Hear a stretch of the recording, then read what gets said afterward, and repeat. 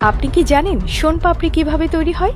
আমাদের দেশের উৎসব ও মিষ্টির দোকানগুলোতে শোনপাপড়ি একদম অপরিহার্য একটি মিষ্টি।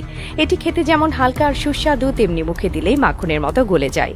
কিন্তু কখনো কি ভেবেছেন এই সুস্বাদু মিষ্টিটি কিভাবে ফ্যাক্টরিতে তৈরি হয়? আজ আমরা জানব শোনপাপড়ি তৈরির সম্পূর্ণ প্রক্রিয়া, যা শুরু হয় সাধারণ উপকরণ থেকে এবং শেষ হয় একেবারে পারফেক্ট মিষ্টি হিসেবে বাজারে পৌঁছানো পর্যন্ত।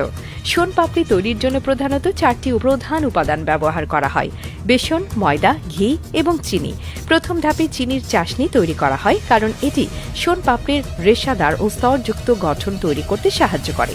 ফ্যাক্টরিতে প্রথমে এক বিশাল পাত্রে চিনি ও পানি মেশানো হয় এবং এটি উচ্চ তাপমাত্রায় গরম করা হয়, যাতে ঘন ও স্বচ্ছ চাশনি তৈরি হয়।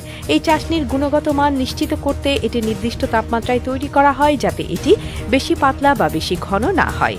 যখন চাশনি সম্পূর্ণ প্রস্তুত হয়ে যায়, তখন সেটিকে একটি বিশাল ধাতব পাত্রের উপর ঢেলে রাখা হয়, যাতে এটি ধীরে ধীরে ঠান্ডা হয়। একবার এটি ঠান্ডা হয়ে গেলে দক্ষ কর্মীরা এই চাশনির মণ্ডকে হাতে চেঁচে ও গুঁড়ো করে নরম করে নেন, যাতে এটি আটা বা ময়দার মতো একটি মসৃণ ও টানটান টেক্সচার পায়।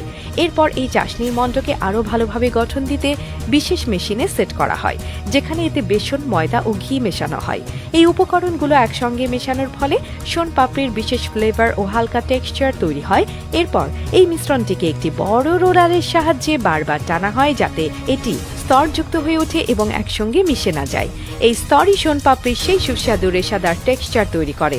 যখন সমস্ত উপাদান মিশে যায় এবং স্তর তৈরি হয়ে যায়, তখন শোনপাপড়ির বড় বড় শীট কাটা হয় এবং ছোট ছোট টুকরোতে ভাগ করে ফেলা হয়।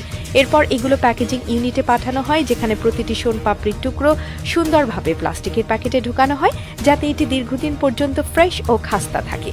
সবশেষে সমস্ত শোনপাপড়ি পরীক্ষার জন্য পাঠানো হয়, যেখানে এর স্বাদ, টেক্সচার এবং গুণগত মান পরীক্ষা করা হয়। যদি কোনো ব্যাচে সমস্যা ধরা পড়ে, তাহলে সেটি বাজারে পাঠানো হয় না। এরপর একবার সবকিছু ঠিকঠাক থাকলে এই মিষ্টিগুলো বাজারে বিক্রির জন্য পাঠানো হয়, যাতে উৎসব বা সাধারণ দিনে মানুষ উপভোগ করতে পারে।